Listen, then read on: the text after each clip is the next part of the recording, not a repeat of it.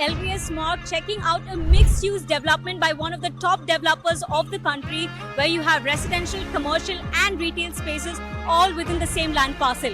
Come, let's check out the project inside. Now, this is what a mixed-use development will actually look like. Right here is your residential tower, which is G+33, which is spread across a land parcel of 3.3 acres. Here you get premium 2 BHK apartments, which are great for investment opportunities.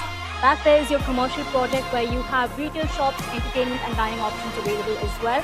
And there on a different land parcel by itself, spread across 5.5 acres, is a super luxurious project where you get premium 3 BHKs, jodis, duplexes, penthouses, which are absolutely fantastic.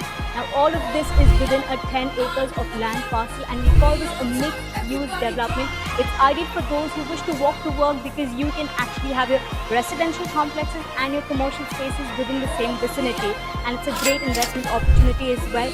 Back here, you can earn a rental yield of up to 6% and back there about 8%. If you wish to know more about this mixed-use development by one of the top developers of the country, get in touch with us now.